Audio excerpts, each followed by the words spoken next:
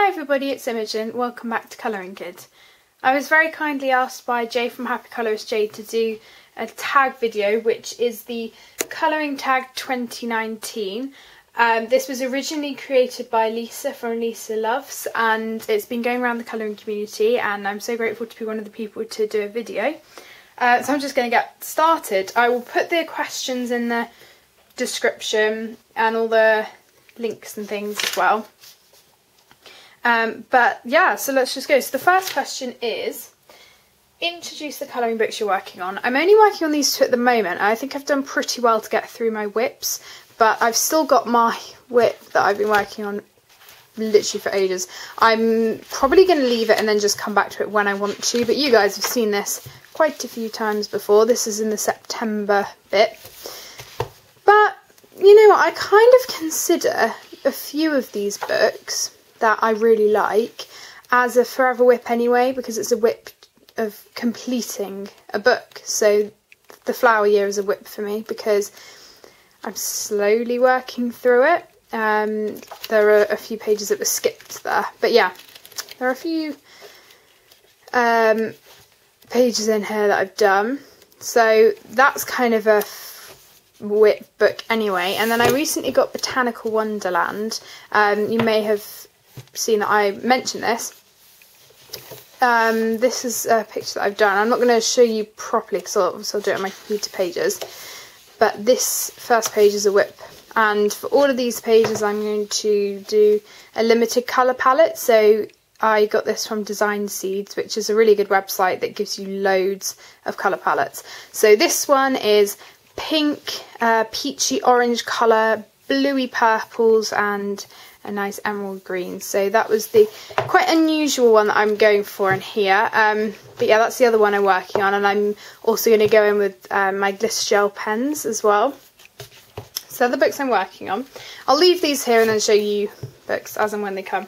So number 2, name your top 3 illustrators. Now this was so hard because I've got quite a lot of books that are singular books, so that I really like. So my top 3, this is probably, to be honest, these 3 are probably no surprise to anyone. So Joanna Basford is my first. Obviously I've completed a whole book by her, so you know, you've got to love the work you're colouring to do a whole book, and I absolutely do. I think it's amazing. I've completed this basically a year ago now. This was done from November 2017 to 2018, so it took me a year. That's my logo on my channel. Oh, sorry for the camera. And also Enchanted Forest, one that I haven't coloured in much, but I love the pages in here, and I really want to get back to doing another page. I'm not sure if I marked any off. Oh, I did. I think it was a huge spread though. Oh no, it wasn't. It was the deer. So yeah, this one's lovely too. They're my favourites by her.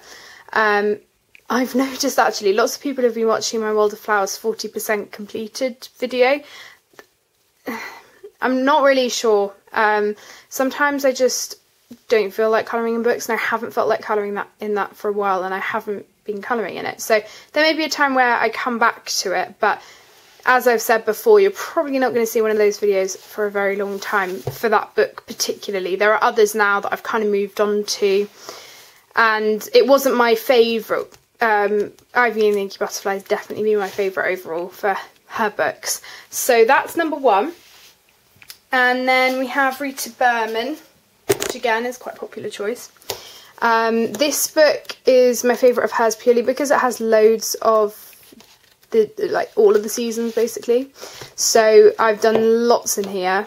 You can't really tell because of that flip through, but I have done a lot, and I'm really happy with the things that I've done, and I really like the fact that it does go through the seasons. I really like those sorts of books, and I've got lots picked out for the winter autumn seasons. So that's that one. And then we have Maria Troll, who is one of my other favourites. So this is the book that I've done the most in of hers. I'll just do a quick flip of some of the pages. There's one there especially. but I'm not going to do a real in-depth flip through. But yeah, there's some of the pages I've done from that. And that's Schema Teased, also known as Nightfall. The other ones I do want to mention though, for my other favourite illustrators, are Rory Dobner, who has been a new recent favourite of mine, who's done the Ink House. I absolutely love his style. I do want to mention Rachel Reiner, because I love it. It's so different, and I love the lines and the way she's drawn all of her beautiful illustrations. And also we can't forget Cami Chidi. So I haven't done anything in here for a while, but I'm planning to come back to it.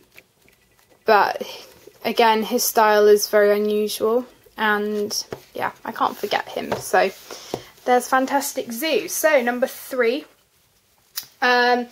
your favourite type of colouring to do. So my favourite is non-repetitive things. So I'm not a big fan of mandalas.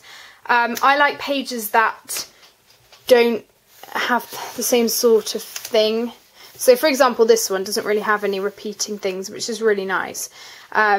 Things that, don't really know how to explain it. Things like,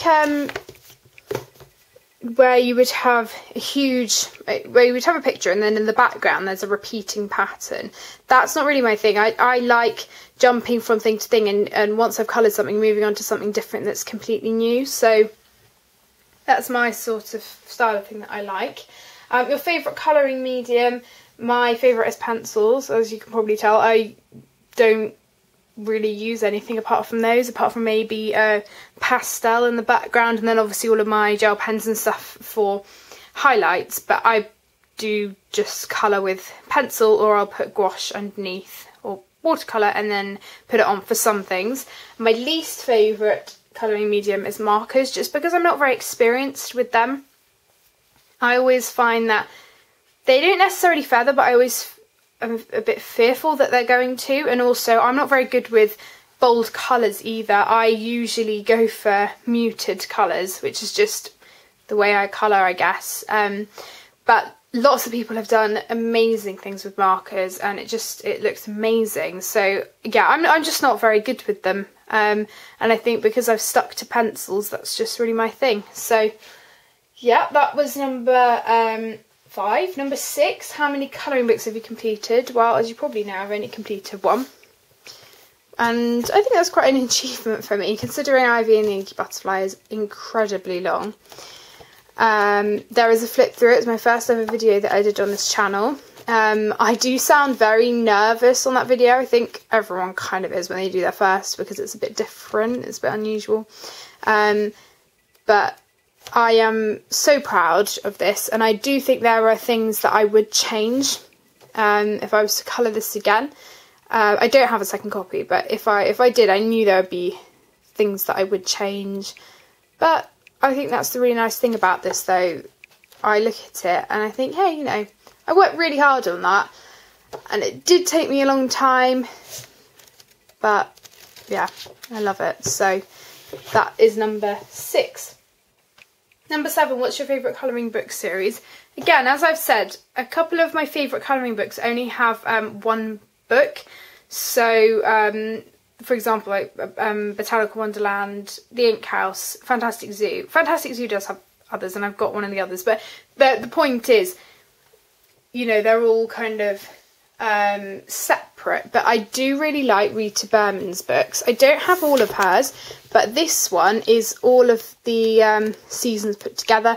And then I also have On Land and On Sea, or Under Sea. I have those ones too, and the spring ones. I don't have all of them, but I like the fact, as other people have said, the fact that they're small, the fact that they're really easy to take around, the different variety of her pictures, her style I really like, and I love it. And I'm not saying that she's my favourite illustrator, just personally I really like her series, but this to me is her series because it's all of the 4 put together.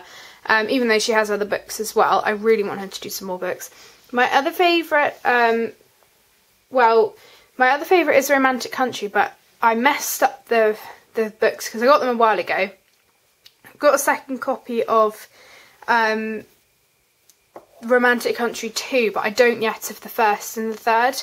So if I did get the other two again, I think that series would, I would be more inclined to work in them a lot more, just because I don't like working in the books that I know I've ruined, because I did get them quite a long time ago.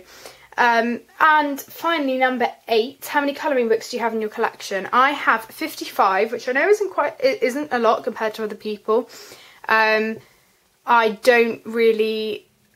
can't get colouring books or supplies all the time, just because sometimes it is a bit ridiculous to just keep buying, even though there's so many things I would like. So I do have to kind of pick and choose what I would like. But also I think it's just because when I look at a book, I try and see it as, would I like to complete it? And lots of these here, I would like to. In terms of the books that I colour in quite regularly, or I would be happy to colour in again, about 29 books. There are some books in my collection that I will not colour in again, just because I did get them a very long time ago and I know I'm not going to, unless I maybe did get the second copy. But yeah, so in terms of ones I would reach for to colour in nowadays, it's about 29. So that is the tag in essence. I am going to tag Kate's Colouring Heaven. Oh my god, it's not Heaven. Oh my goodness. Oh, Kate's Colouring Haven. Do you know why? It's because lots of people do. They get mixed up between the Colouring Heaven magazines and then the Creative Haven.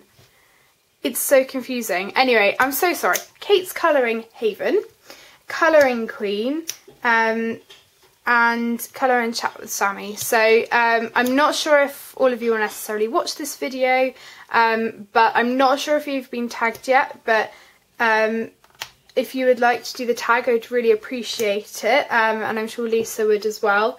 And also, anyone who wants to email me their answers to the questions, they'll be down below. I would really like that as well, because even if you're not a YouTuber, you still have your opinions, you still have your figures on books and stuff. So I would love to hear from you if you would like to email me down below. So yeah, I just want to thank you for watching this video. It was really fun to make. Thank you, Jay, for tagging me. And yeah, I hope you ladies will enjoy doing the tag. So that's all from me, guys. Thank you so much for watching, and I will see you on my next video. Bye, everyone.